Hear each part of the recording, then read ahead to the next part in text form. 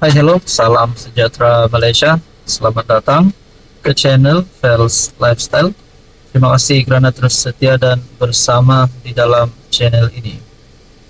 Pada akhirnya, saudara-saudara, selepas isu skandal rasuah yang berlaku di Sabah, akhirnya kita juga mendengar konspirasi politik untuk menjatuhkan kerajaan negeri GRS, konspirasi politik untuk menjatuhkan Haji Jinor sebagai Ketua Menteri Sabah. Kerana di dalam skandal tersebut juga ada menyebut nama Ketua Menteri Sabah. Tapi kita tak tahulah Ketua Menteri Sabah ini bersalah atau tidak, ataupun beberapa adun yang disebut dan mana-mana pemimpin yang terlibat di dalam video yang didedahkan pemberi maklumat itu sebenarnya bersalah atau tidak. Semua ini hanya akan kita tahu sekiranya mahkamah sudah memutuskan. Sekiranya sampai ke peringkat mahkamah, kalau mahkamah dah putuskan mereka bersalah, di situ barulah kita tahu. Tapi ini satu kejutan bagi pejabat Ketua Menteri Sabah, Haji Jinor. Ada satu desakan daripada pemuda UMNO Sabah agar Haji J letak jawatan.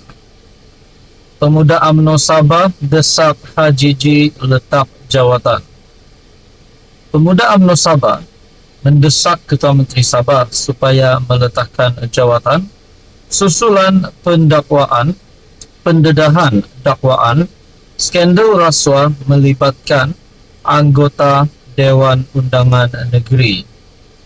Ketua Pemuda UMNO Sabah, Sufian Abdul Karim, berkata pihaknya menyuarakan kebimbangan serius terhadap isu-isu yang melibatkan adun-adun Sabah berkaitan skandal Sabah Mineral Management Sendirian Berhad.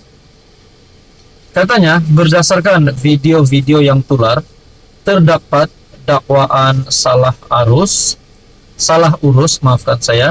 penyalahgunaan kuasa dan kemungkinan berlakunya penyelewengan dalam pengurusan, memberi kesan langsung kepada rakyat Sabah, dan Haji J mesti mengambil tanggungjawab penuh. Oleh itu, Pemuda UMNO Sabah mendesak Haji J meletakkan jawatan sebagai Ketua Menteri Sabah agar siasatan dapat dijalankan secara bebas dan telus tanpa mengganggu pentadbiran negeri.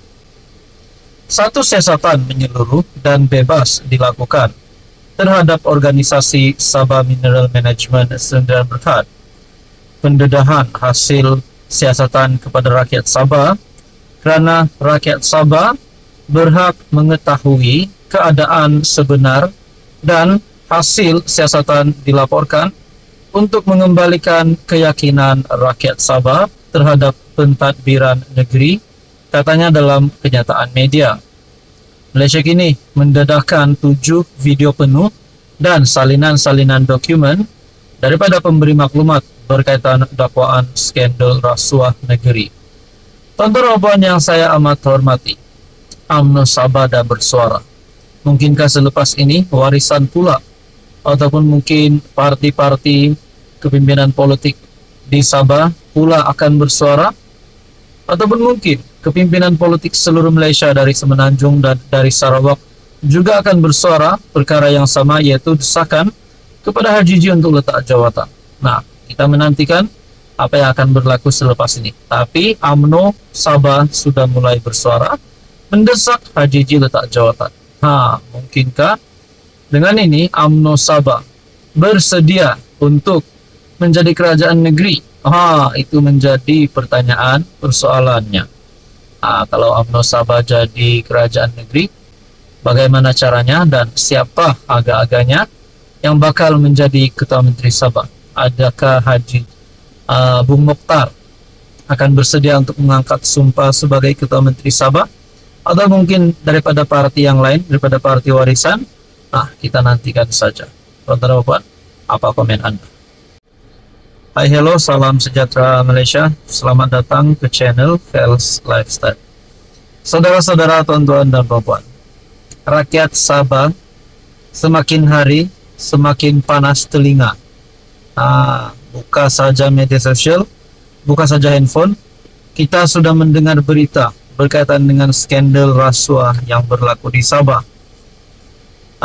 Lagi-lagi sebelum ini pendedah maklumat ataupun pemberi maklumat mendedahkan video penuh berkaitan dengan skandal rasuah yang berlaku di Sabah.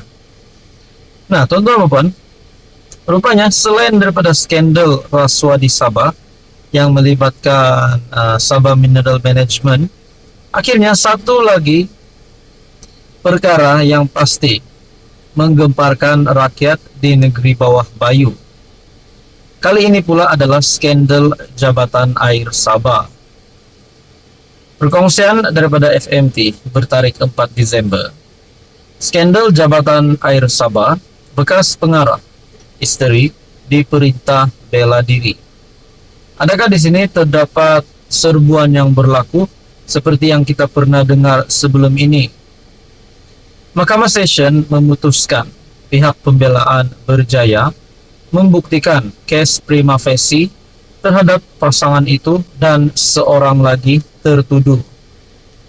Mahkamah Session Kota Kinabalu mengarahkan bekas pengarah Jabatan Air Sabah Muhammad Tahir Muhammad Talib dan istrinya Fauziah Piut serta bekas timbalan pengarah Lim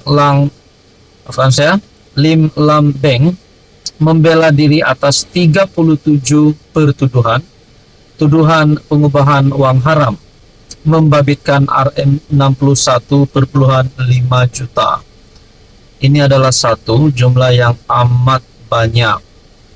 Hakim Abu Bakar Manat mengeluarkan perintah itu selepas memutuskan pihak pendakwaan berjaya membuktikan kes prima facie diakhiri kes pendakwaan pelapor harian Metro. Nah, rupanya selain daripada skandal SMM yang kita dengar sebelum ini, skandal rasuah di Sabah yang menyebutkan beberapa adun di Sabah, juga nama Ketua Menteri Sabah, rupanya ada satu lagi perkara yang panas berkaitan dengan skandal Jabatan Air Sabah. Hakim Abu Bakar Manat mengeluarkan perintah itu. Beliau menetapkan 26 hingga 28 Februari dan 28 hingga 30 April tahun depan sebagai tarik perbicaraan semua tertuduh membela diri. Tahir 62, Fauzia 59 dan Lim 70 sebelum ini mengaku tidak bersalah atas 37 pertuduhan pengubahan uang haram, membabitkan uang tunai dan simpanan bank berjumlah Rm 61,57 juta serta memiliki barang mewah secara haram antara Oktober dan November 2016. Sepanjang kes itu yang juga dikenali sebagai skandal Jabatan Air Sabah, seramai 38 saksi pendakwaan memberi keterangan. Peguam Ansari Abdullah yang mewakili Tahir dan Fauziah berkata, pihaknya mungkin akan memanggil atau menemubual 6 daripada saksi tersebut, yaitu Pairin Kitingan, Raymond Tan, Teo Chek Ming, Felix Madan, Michael Emban, dan Peter Ten. Pasangan itu turut diwakili Peguam Priscilla Aquila Sinem, manakala Lim diwakili Peguam Tan Hock Chuan, Baldev Singh, dan Kelvin Wong.